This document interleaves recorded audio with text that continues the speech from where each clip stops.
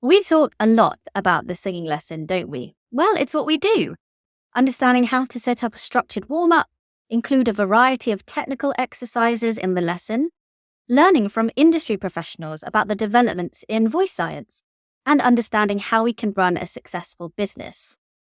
But what about actually learning from the singers themselves, understanding their perspective on their own lessons, why they found us in the first place, and how it feels to be asked Socratic questions, open questions, and when we ask for feedback as teachers? Well, welcome to a new feature on the Singing Teachers Talk podcast called Student Spotlight, where we are inviting students in to talk about their lessons and what they get from it and how they find the structure. To kick it all off, we are welcoming my wonderful student, Jackie Pryce from Maud's Dog.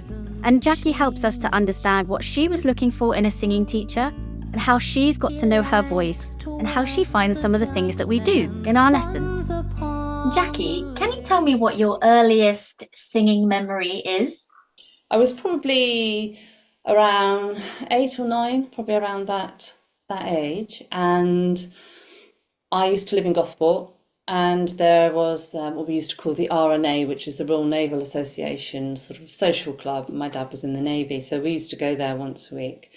And we went there this particular week, and there was a man singing and playing on the keyboard, and a little girl went up to him and sang a song.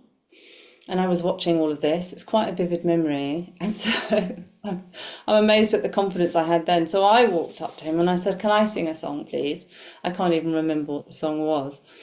But he went, yeah, sure, okay. So I think I told him what I wanted to sing, and he played it and I sang into the microphone. And I just remember at that moment just really enjoying that, really felt I was kind of in a place where I felt comfortable, I suppose. Oh, that's so cute. I can just imagine little Jackie walking up to the man playing and having a sing song. Yeah, toddling up. Can I sing a song? Yeah, so it was quite funny. Yeah, and I hadn't thought about that in years actually. And it kind of prompted me when we decided to do this podcast and I was thinking about things. I suddenly remembered that memory. So yeah. And now you are one half of the duo Maud's Dog with your lovely partner Mark.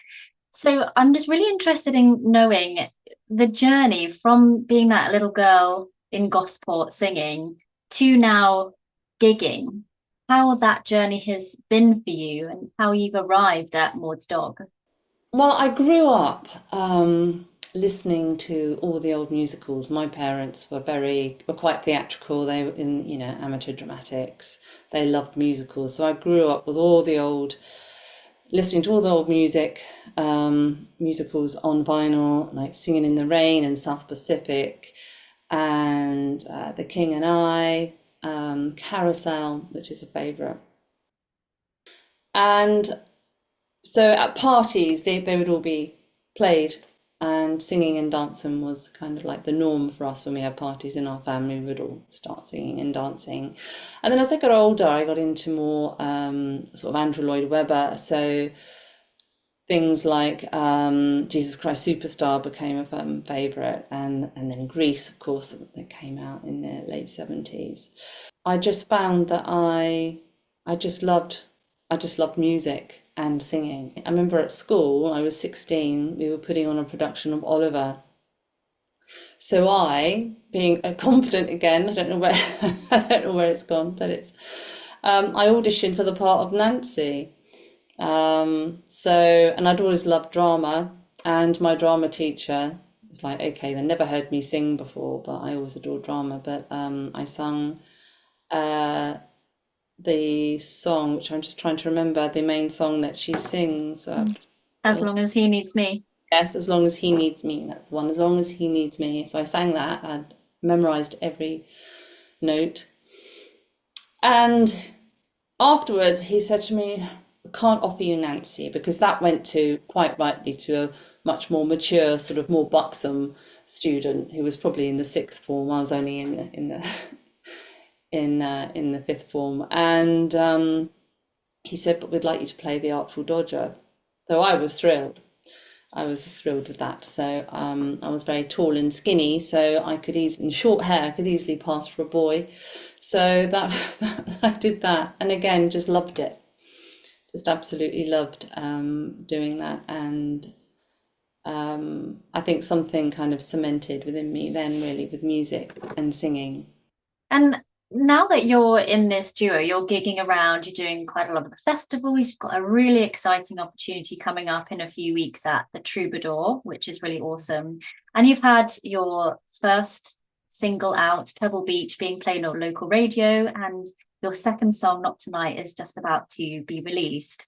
So, moving from that kind of musical theatre influenced genre to the aesthetic that you have with Maud's dog, how would you say that has transferred, and how would you describe your aesthetic now in this duo?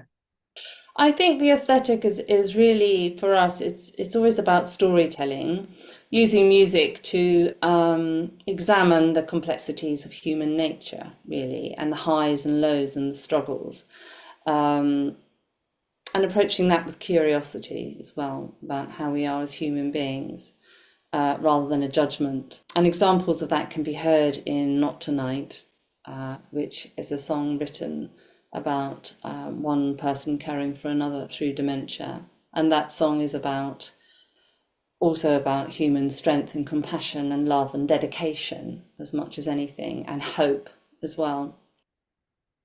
And also in Maine to LA, which is another one of our songs written about a book that I read about a woman's journey in the 1950s. She rode on her horse from Maine to LA. It's a true story, with her dog, which is a lovely story. So, and then I think within that we kind of pull on our influences of jazz, folk, blues, rock, and also musical theatre, because I still have that love of musical theatre also. So, when people listen to Pebble Beach and Not Tonight and your other material, are there artists out there that you would say share that same aesthetic that we might be able to notice? Yeah, I think so. I mean, a big influence for me is Kate Bush. I mean, I've adored her and loved her since I was very, very young. So and she just writes about everything, every single possible subject, really.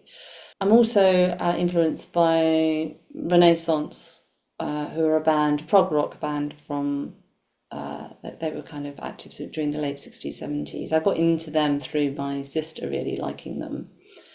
I think it's either Renaissance or Renaissance. They seem to pronounce it Renaissance, but I like to say Renaissance. But I love the way they have a female vocalist, and again they sing about, they're kind of folky but quite rocky. They tell really good stories, really interesting stories about all sorts of things, mystical things, and human beings, and how we deal with things, really. And how did you get into the kind of rocky side of things?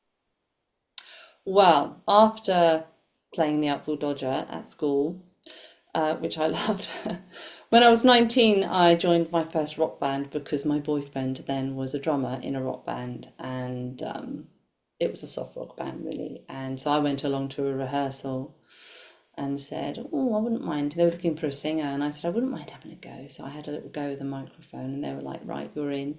So I think I think they'd been playing for so long without a singer, they were just happy that someone had come along and picked up the mic. So and we were quite ambitious. We sent, tapes off, because that was in the days of tapes in the 80s, to record labels and things like that. Nothing really happened, but we did write, and I kind of that's where I discovered that I really enjoyed writing. As a child, I really liked writing poetry, and then I really enjoyed writing the lyrics. And then I was in various sort of duos and rock bands during the rest of the 80s and 90s, and then in the early 2000s joined Fair Musical Society, and then in 2004 bumped into my now partner Mark, who he had played guitar in a rock band called Volts, who actually got signed, I think, to a French label, and that was sort of back in the early 80s. And we'd kind of known each other then, but we bumped into each other, and kind of chatting, and that's how we started writing together, and that's how love blossomed as well. Mm. Yeah, and we gigged a lot for quite a few years. And we took a couple of breaks, life events and things, and then we restarted in 2019, and then the pandemic put a stop to that, and then finally we had our first gig back together as a duo in 2022. So we've got a lot of experience between us. And we started working together in the summer of 2021, and we've been meeting pretty much on a bi-weekly basis since then. So this podcast, we try to bring a lot of stories about being a singing teacher, technical things that we can do in sessions, the way we can communicate, bits of business, but we haven't yet spoken to a singer like yourself, where we can actually really hear from you what singing lessons mean and how they work for you and what you get from them. So we're really happy to have you here to kind of launch this new feature on our podcast, really. So why were you actually seeking out singing lessons in that summer of 2021 when we first met?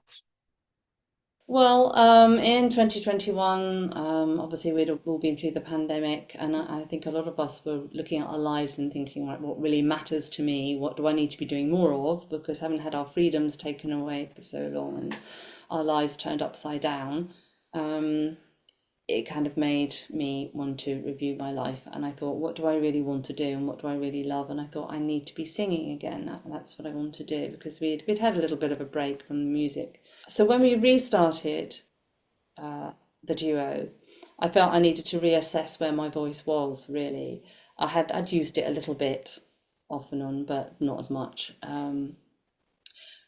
And I wanted to see where my range was, because I'd got older, and of course your range changes when as you get older, so your voice naturally lowers the older you get, which is quite nice because then you get some little lower notes, bit more of a richness. And I wanted to just refresh and update my technique, really, and build my confidence up again and extend my range. So it took me a while to find the right teacher. I did a lot of research, and yeah, which is why. And then I felt that you offered what I needed. Oh, amazing. And what were you looking for in a singing teacher specifically? What were they going to need to offer you? I think first and foremost, kindness, patience, and honesty is really important to me.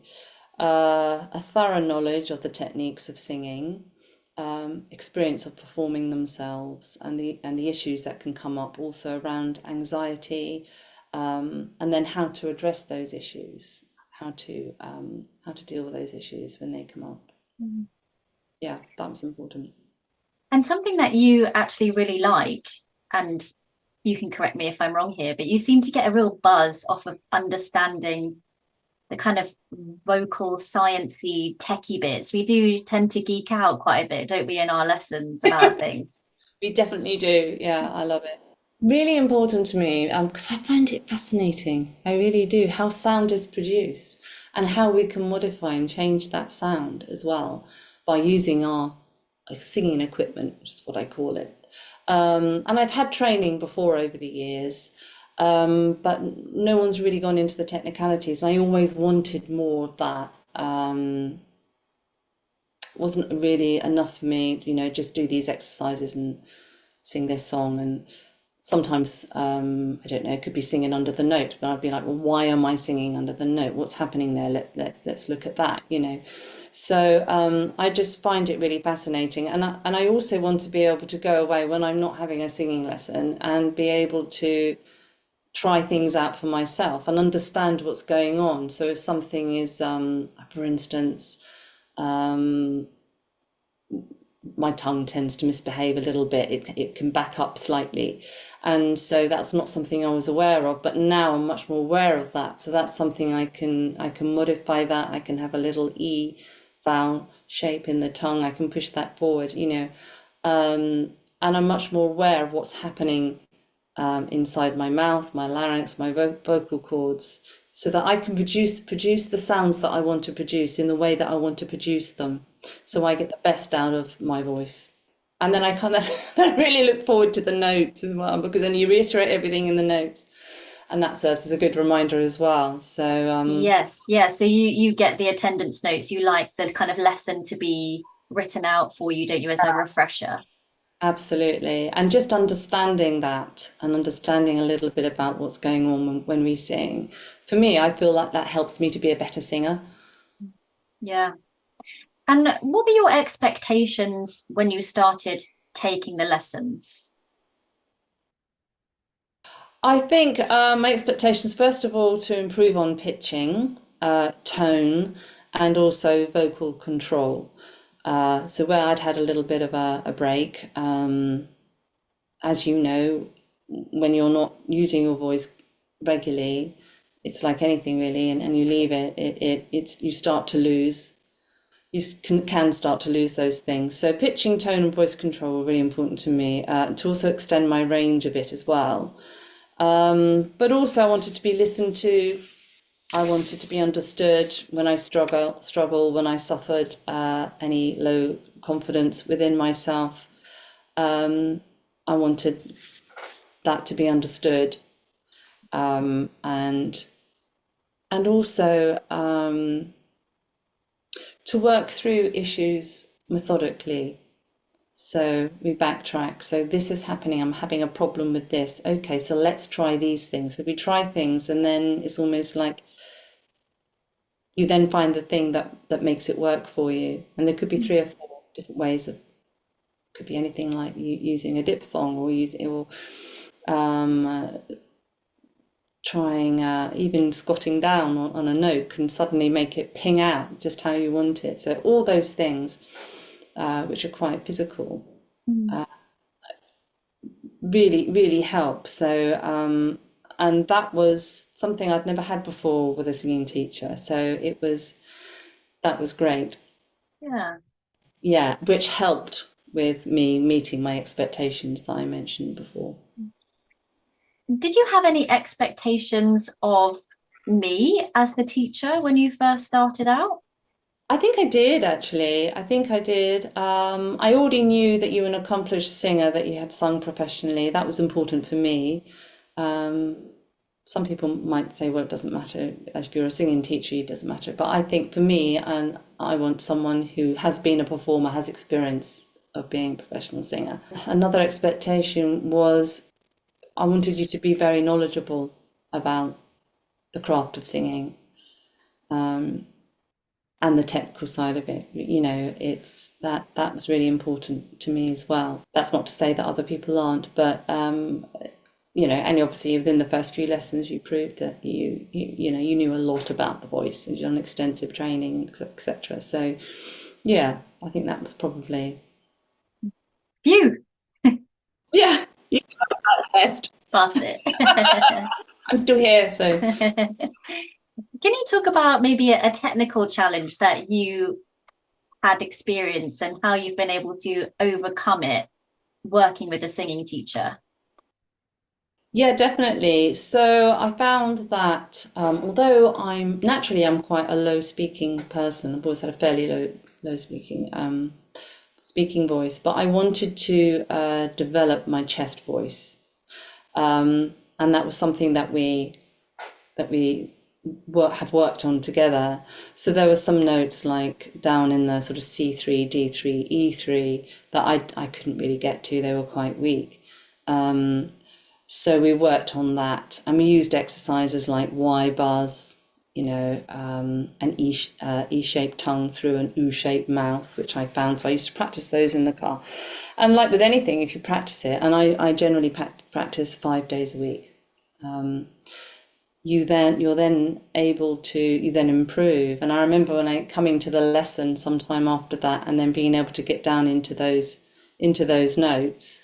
And we're always checking in. We check in with that chest voice. And I remember you saying that it's the foundation, the chest voice is the foundation on which you build, you know, the remainder of your singing voice. I didn't quite understand that when you first said it, but I completely get it now. I now understand, because it is that foundation. And I find that I love using my chest voice, you know, and I have the confidence now. I know I can get down into those notes. And I do write, the songs that I write are fairly lowish, and then we go down into those notes that I mentioned before. So that was a technical challenge. But yeah, so to extend my range like that was amazing, which I think was by about, we did that by about 2 or 3 notes, didn't we? I think, from where I was. Yeah, and it's interesting how you talk about your speaking voice, because that's been another way that we've been able to find our way into that register. And as you say, it's one of those foundational parts of our voice. We've got the chest voice and we've got the head voice or falsetto, all those terminologies that can make our heads spin. We've just got those kind of registers that are functional, kind of foundational building blocks, if you like. So we've used your speaking voice as a way in as well. And working on the chest voice, it was there to just help you have options and to access something that you had a goal towards, and not to take away from your aesthetic style. Like Maud's Dog has your stamp on it, and it's not to deter from your style, it's to give you access to those foundational registers so that you have more to play with. Yeah, absolutely, and that's what it's absolutely done that. And I feel that my voice has strengthened, having access to that chest voice now, and having that wider range is great because I've also, as you say, I've got quite a strong head voice as well, and I like to use that. I like to have access to those higher notes. And in our song "Not Tonight," I did some backing vocals which went up to A5. And it was great to realize that I still have access to those higher notes as well if I need them, although I do need to kind of practice those too. So it's just nice having that range, which I'm making the most of at the moment. Excellent. Can you share a moment during a singing lesson that has had an impact on you as the artist, or in your journey learning more skills in singing? There's a couple of things really, and I think again using the chest voice as an example, I think when I realised that I'd strengthened that so much, because we check in regularly with that, don't we, and how much my range had expanded, and then that helped me have more confidence in performance as well, and also made it made the songwriting a little bit more flexible too. So that had a positive impact on the songwriting. There's also something else that I remember you saying to me when I was talking about different venues, because we're of a certain genre, we don't fit all venues, and I remember you saying, I think I said to you, we're not every venue's cup of tea. And you said, well, that's a good thing. You don't want to be every venue's cup of tea, which was great the way you reframed that, because why would we want to be every single venue's the right thing for every venue? There's so many different genres out there, and we're not going to fit every venue. But since then, we have started to find the venues that our genre of music works well in. Since taking singing lessons, have you seen any changes in your preparation routines or your rehearsals or even your live performances? And if so, what have they been? Always warm up. Always warm up. I always used to be quite good at warming up, but I have a really thorough warm up now, a good old stretch of the voice, but also physically check in with myself as well. We do little stretches and neck stretches, and the head back, and the unbiting of the jaw, which I love now since you've taught me that one. I love that because I'm very tense around my jaw, can be. So I'm quite. That's a bit of a ritual for me before a gig. Generally before a gig I'll have the physical stretches and unbiting, but before I sing, always warm up without fail, always warm up, and also cool down as well, which is something I never used to do until I started having lessons with you, training with you. So also cool down as well, and also mentally, sort of emotionally, just having a moment to ground myself as well, so that I'm not going into the performance thinking, oh God, I hope they do all right in that song. I hope that bit's all right, and I hope they like it, and I hope that. So all this anxious stuff going on in my head. Just really damping that down, grounding myself, and basically, you've got this. Just get out there and sing. And I find that keeps me a little bit more calm before a performance. I'm just pressing the pause button on the podcast for a very brief moment to invite you to book your free BAST call. If you've been thinking about joining the BAST community through one of our courses, but you just don't know which option is the best for you, then why not book your free Zoom chat with our very own Kimberly George, who has all the answers. Head over to basttraining.com/book-a-call/ and click that big blue button. That's basttraining.com/book-a-call/. What would you say is a benefit of continuing your singing lessons? I mean, you're gigging professionally, you've got some good understanding of what's going on, you've reached some goals. So why do you and this isn't me being like, don't come back, Jackie. I love you coming back to see me. Don't get rid of me that easily. I don't want to be hanging on for dear life. But what would you say is a benefit for you to having these lessons?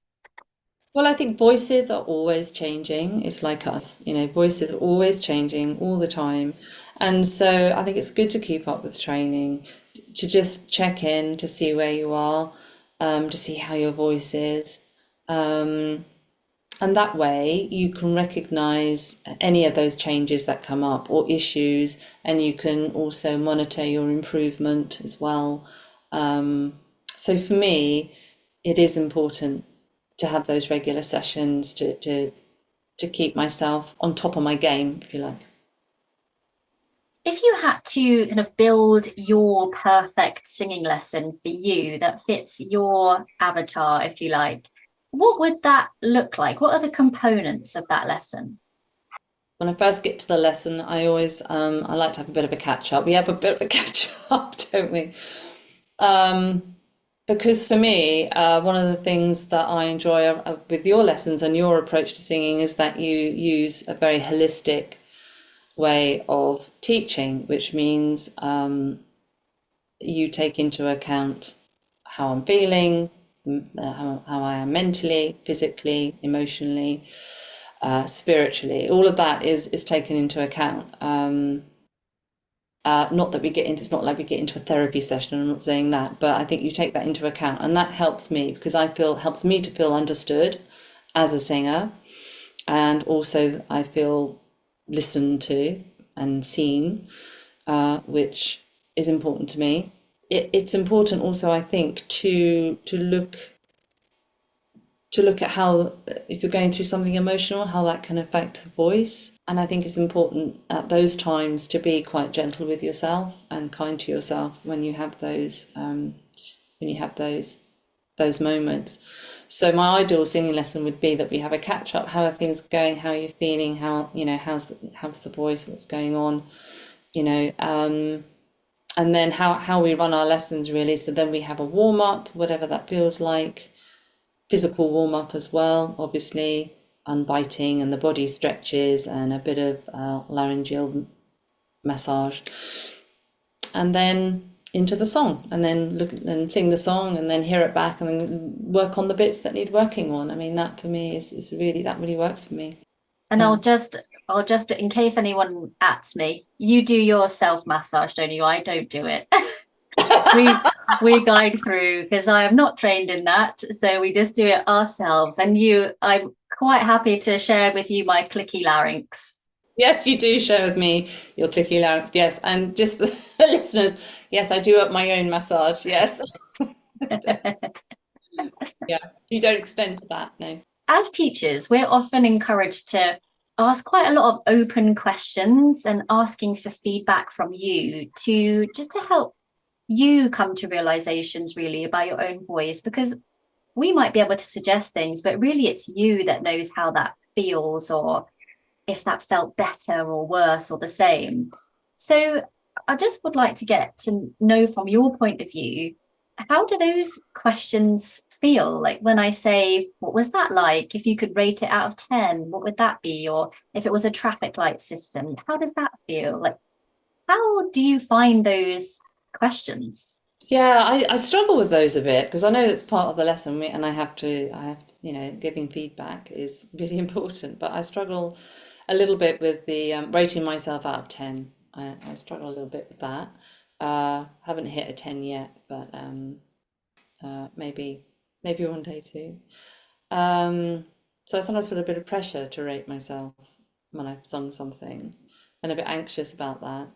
But when you say things like better, worse, or the same, if you try something, I'm fine with that because that's something that I can technically feel and and judge. And that's totally my role as the teacher, is to figure out which feedback system works best for you. So if I know that rating something out of 10 just brings up some feelings of judgment or whatever, then that's not something that's going to be useful for us in the lesson. So we'll find another system that does work, like how does that feel, or is that better, worse, or same? Or would that be red, amber, green on a traffic light? And that's totally my role as the teacher to respond to that. Is there anything else in the lesson that you kind of feel is sometimes a bit confusing, or you've been left feeling a bit blank about, or anything like that? No, I don't think so. I think normally I'll ask if I don't understand something, and I'll normally ask. Yeah, and it helps to get the notes as well at the end, so that that reminds me of what we went through in the lesson. So, For you, what qualities do you think make a great singing teacher? a good sound knowledge, a good sound, extensive knowledge of the technicalities of singing and exercises that match the needs of my voice, which you're very good at doing actually. I think a willingness to teach holistically, treating the person as a whole, I think for me works for me, knowing that many different issues can affect the voice and taking that into account.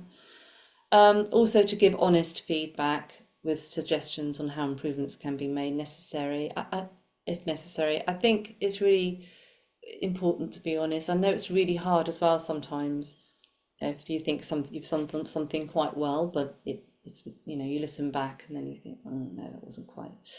And also as students, we need the feedback of the teacher really sometimes because we don't always hear quite how it's sounding sometimes. So I think honest feedback is good, and to be able to advise where information can be obtained. So if they don't know something, which of course is quite normal, sometimes well, I'm not sure about that, but to say, but give advice as to where that information could be obtained, and basically, to come on the journey with me. To feel like you're invested in my journey as well, is important, I think. Yeah.